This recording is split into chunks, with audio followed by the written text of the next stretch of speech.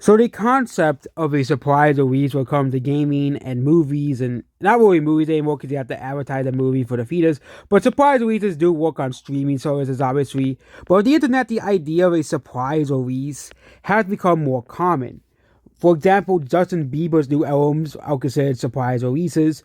Folklore and Evermore by Taylor Swift are the most famous examples of a surprise release. But over the past year, video games have had surprise releases, okay? And yes, a free-to-play game, of course, will likely release the same day it's announced because that makes sense. But Apex Legends, I shouldn't really count that one, okay?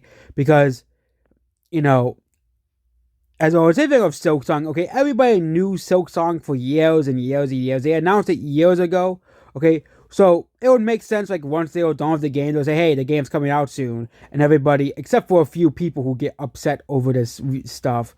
But surprise releases are becoming more and more common because of the internet. The internet is the main reason why we have more surprise releases coming out. Oblivion Remastered, Apex Legends, Hi-Fi Rush, and Silksong are all examples of surprise releases that are huge hits as well. Same thing with the music industry as well. Most releases now are just surprise releases. Like, oh, hey, nothing's coming out, bam, major artist comes out, says they're releasing another album that day.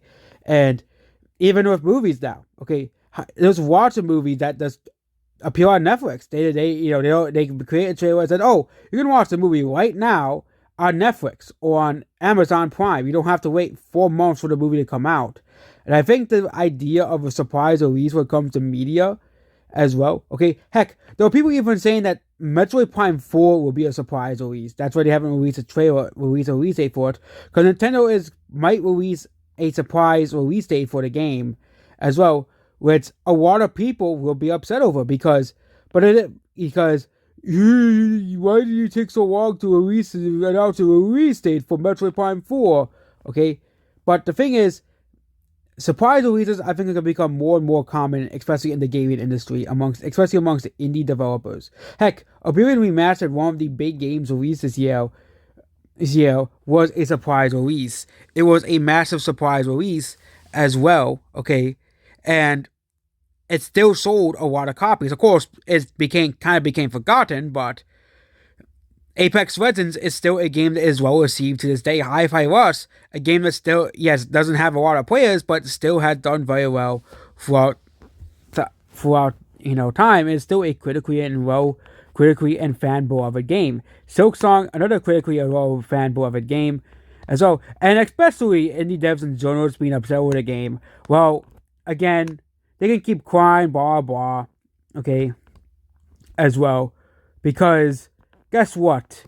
Sorry that you didn't get your review copies, so as well. And I always didn't like the idea of quote unquote or people getting games early, so they can get basically.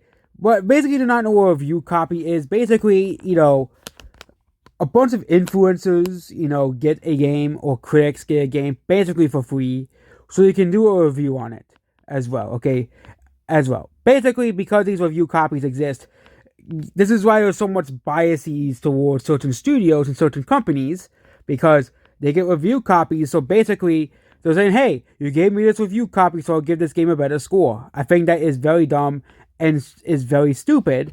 I think that if you don't like a game, there's going to be hush money, which AAA developers do, to make sure a game gets a good score.